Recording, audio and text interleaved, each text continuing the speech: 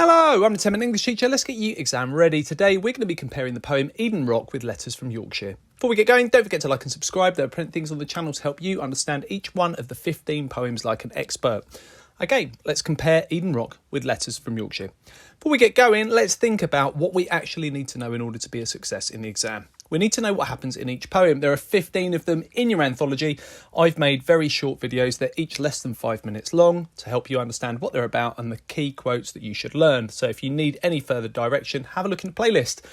We need to be able to recall 3 or 4 quotes from each. Here's an example of one. They are waiting for me somewhere beyond Eden Rock. That is Charles Causley there.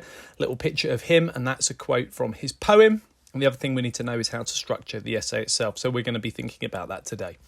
So today's question is, how is distance in relationships presented in Letters from Yorkshire and one other poem from the Love and Relationships cluster? Now we're going to go with Eden Rock today simply because if you're watching this prior to the June series of 2025, both of these poems are yet to feature. We haven't had Letters from Yorkshire and we haven't had Eden Rock at this point, so they are potential named poems for us to compare today. So for today's purposes, we'll be comparing Letters from Yorkshire with Eden Rock. If I was given this question myself, my go-to poem really might be Mother Any Distance, but for revision's sake, we're going to think about Eden Rock. So how are we going to structure that essay?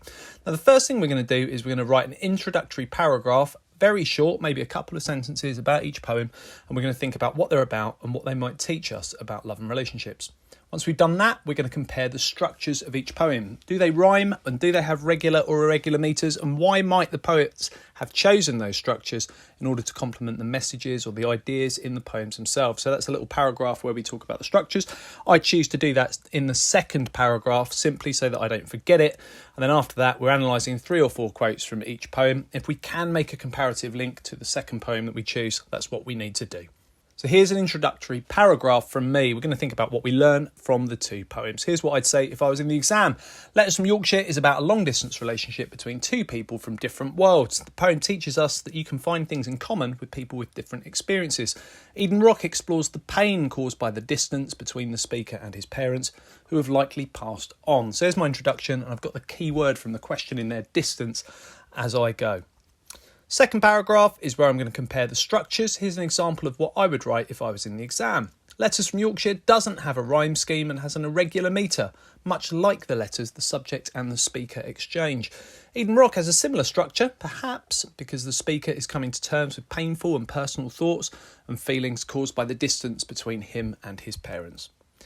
Now, once I've done that, it's then time for me to analyse language. So this is what I would do. I'm going to make a point first. So here's a point from me.